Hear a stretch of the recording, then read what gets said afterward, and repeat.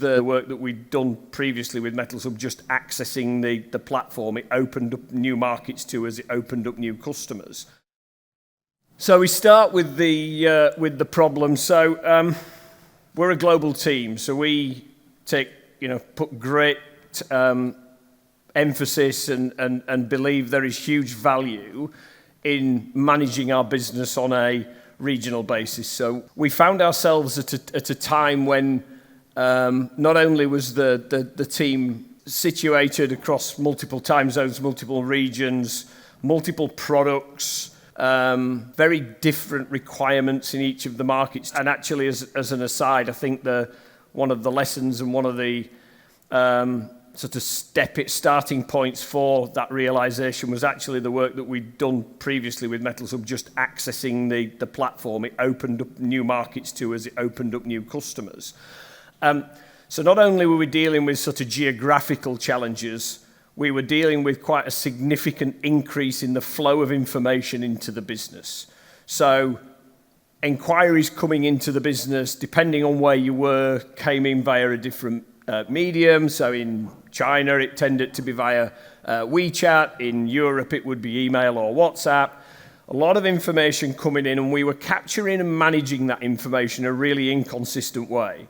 So everyone captured the data, but they captured it on a spreadsheet, on the desktop. They did their own analysis. We found ourselves optimizing locally, not globally.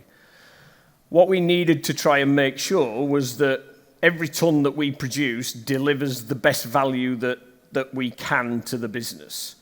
Through a number of discussions with the Metalshub team, we came up with what's a smart and neat way of dealing with that. So we now have in effect a single platform to capture all of the different inquiries that we have. We started with this in terms of capturing the inquiries that we received on the Metalshub platform. We then rolled that out to capture off-platform inquiries. We capture the data in a consistent way. It's the same information irrespective of where that inquiry comes from. It's the same information irrespective of how that inquiry is received. The second part of it then was to create that visibility across the team as to what the best outcome was for the business. So what we did was we sort of centralized the capture and analytics around the data. What we actually did was decentralize the decision making. What's that allowed us to do? Like I say, we get the opportunity now to do what we describe as netback assessment. We can look on a consistent basis, compare inquiries, compare returns, allocate tons in the best way. It allows us to make comparison across regions. It allows us to make comparisons across customers. It also allowed us to manage inventory in a more effective way. I mean, we know how many thousands of tons we've got waiting to go on a vessel in Brazil. We know where those tons are. What we then didn't necessarily have great visibility around was, tons of cut cathode sat in a warehouse in Baltimore, and how we then allocate that to individual customers. We tied all of that together with that order, with the enquiry-to-order system. What it also allowed us to do was to sort of measure our performance externally as well. So we can now do some really important analysis of how we perform against the market.